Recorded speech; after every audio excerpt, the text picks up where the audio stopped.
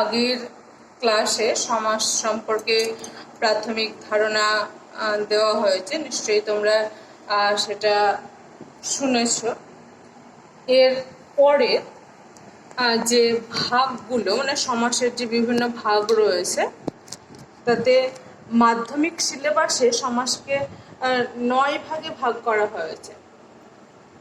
এই 9 ভাগের মধ্যে প্রথম যে ভাগটা নিয়ে আলোচনা করব সেটা হচ্ছে কর্মধারয় সমাস। কর্মধারয় সমাস। কর্মধারয় সমাসটা কি? যে সমাসে পরস্পর সম্বন্ধ বিশিষ্ট বিশেষ্য বিশেষণ পদের সমাস হয় এবং সমস্ত পদে পরপদের অর্থ প্রাধান্য পায়। আর এক্ষেত্রে পূর্বপদ এবং উত্তর পদ দুটোই বিশেষ্যও হতে পারে বা দুটোই বিশেষণও হতে পারে, কিংবা বিশেষ্য বিশেষণ দুটোই হতে পারে। এর উদাহরণ হিসাবে বলা যায় নীল যে আকাশ সমান নীলাকাশ। নীল নিশ্চয়ই তোমরা বুঝতে পারছো এটা বিশেষণ পদ, আর আকাশ হচ্ছে বিশেষ্য। তাহলে নীলাকাশে পরপদ আকাশ, আকাশটা কেমন? নীল। তাহলে পরপদের অর্থ প্রাধান্য পেয়েছে, আকাশের অর্থ প্রাধান্য পেয়েছে। তাহলে এখানে বিশেষ্য এবং বিশেষণ এই দুটো পদের সমাস হয়েছে। আবার অনেক ক্ষেত্রে দেখা যাবে যে দুটো পদই বিশেষ্য বা দুটো পদই বিশেষণ। আরো উদাহরণ হিসেবে বলা যায় মহাজন। মহৎ যে জন সমান মহাজন।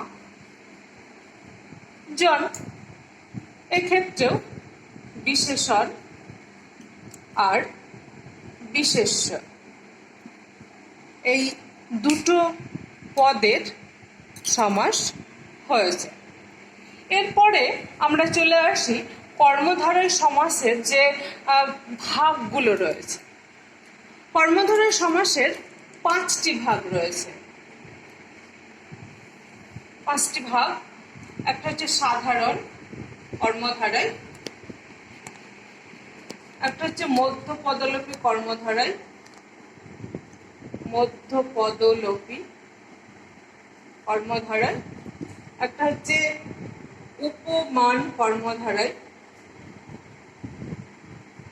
উপমান, 4 উপমিত কর্মধারয়, 5 নম্বরটা হচ্ছে রূপক কর্মধারয়। কর্মধারয় সমাসের 5টি ভাগ: সাধারণ কর্মধারয়, মধ্যপদলোপী কর্মধারয়, উপমান কর্মধারয়, উপমিত কর্মধারয় আর রূপক কর্মধারয়। আমি এক এক করে এবার ভাগগুলো নিয়ে আলোচনা করি। দেখো,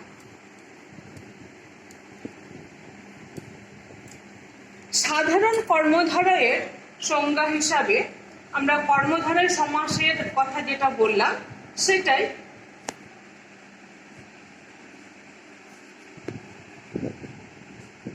যে পূর্বপদ বিশেষণ, পরপদ বিশেষ্য অথবা উভয় পদই বিশেষণ কিংবা উভয় পদই বিশেষ্য নিয়ে এই সমাস গঠিত হয় এবং প্রতি ক্ষেত্রেই পরপদ বা উত্তর পদের অর্থ প্রাধান্য থাকে। সেটা হলো সাধারণ কর্মধারয়। কর্মধারয় সমাসের সংজ্ঞা হিসেবে যেটা বলা হয় সেটাই হচ্ছে সাধারণ কর্মধারয়। উদাহরণ দেখো, পূর্ণ যে চন্দ্র সমান পূর্ণ চন্দ্র। এখানে চন্দ্র পরপদ, চন্দ্র, চন্দ্রের প্রাধান্য পেয়েছে। চন্দ্রটা কেমন? পূর্ণচন্দ্র, এটা পূর্বপদ। এক্ষেত্রে বলি এখানে সমাস হয়েছে বিশেষ্য প্লাস বিশেষ্য, না সরি, বিশেষণ প্লাস বিশেষ্য। এটা হচ্ছে বিশেষণ আর চন্দ্রটা হচ্ছে বিশেষ্য।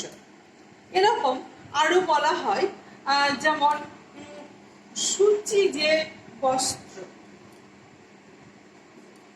সূচি যে বস্ত্র সমান সূচি বস্ত্র।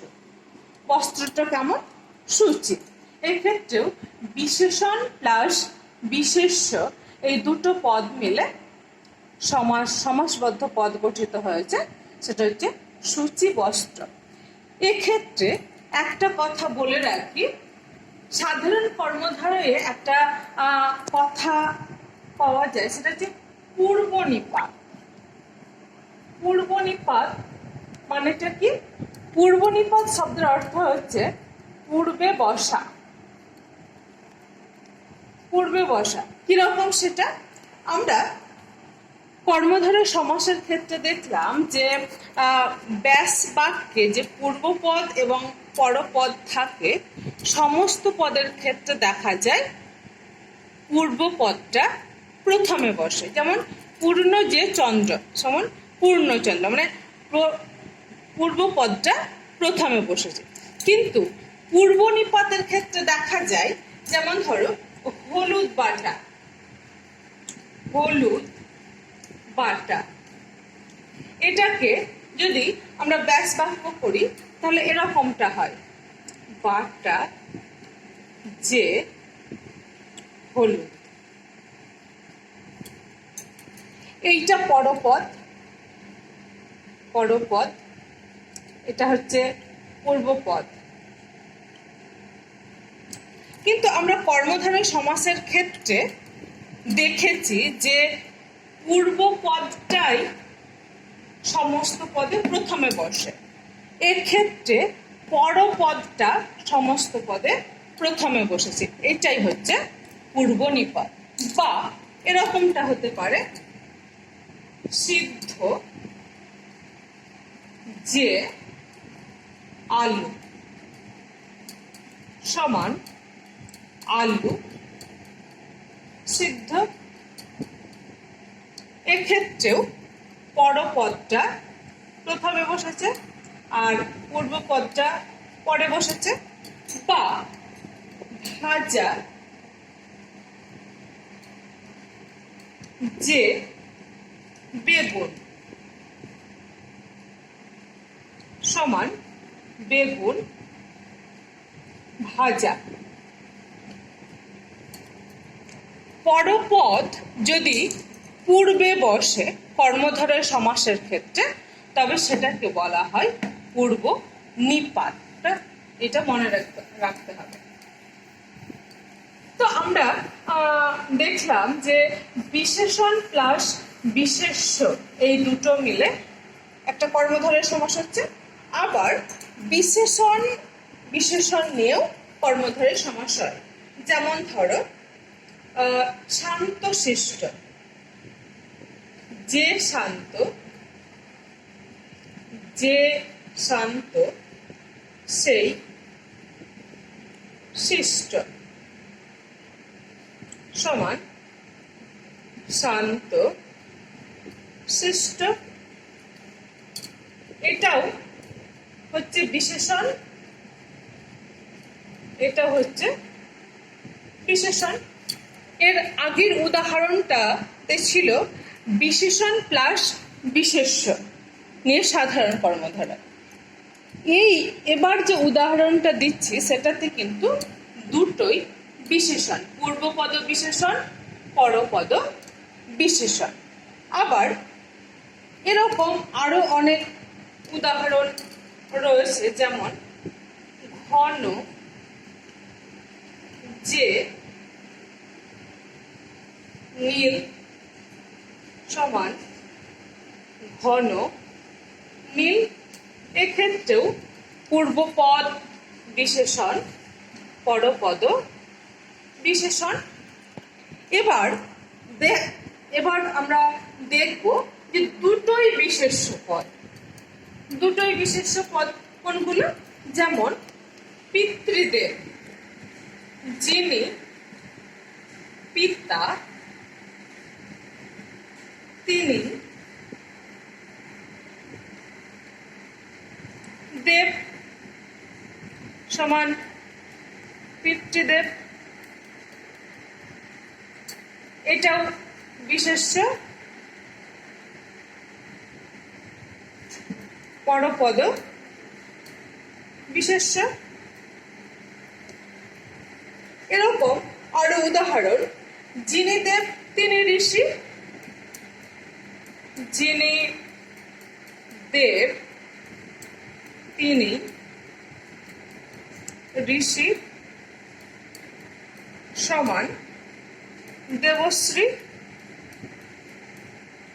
এক্ষেত্রেও পূর্বপদ বিশেষ্য পরপদ বিশেষ্য।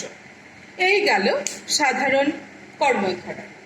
এর পরের যে ভাগ সেটা হচ্ছে মধ্য পদলোপী কর্মধারা। মধ্য পদলোপী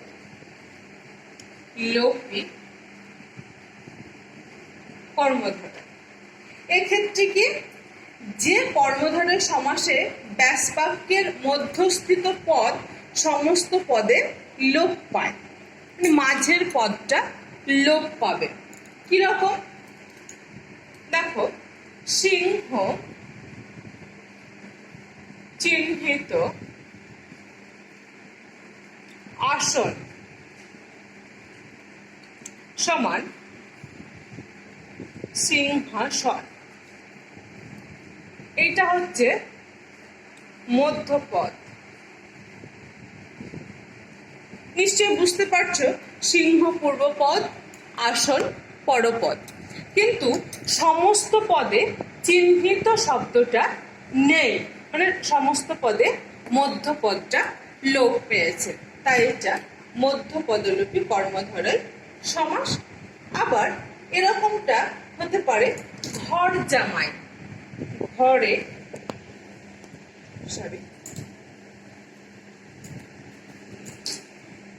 ঘরে আশ্রিত জামাই সমান ঘর জামাই।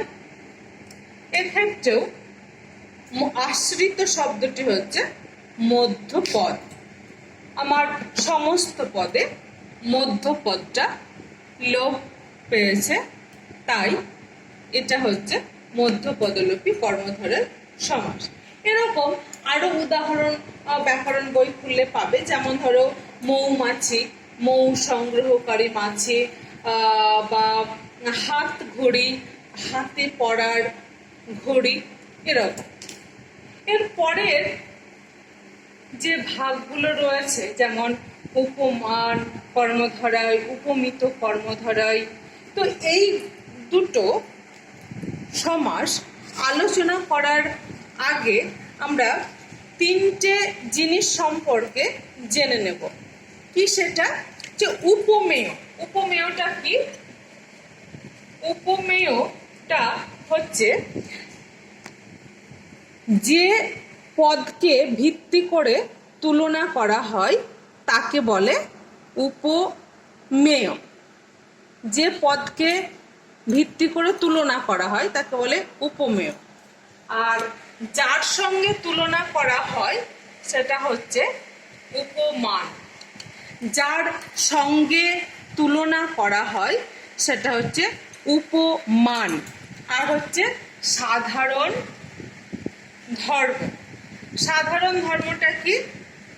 যে উপমেয় আর উপমান এই দুটোর মধ্যেই একটা কমন জিনিস রয়েছে, সেটা হচ্ছে সাধারণ ধর্ম।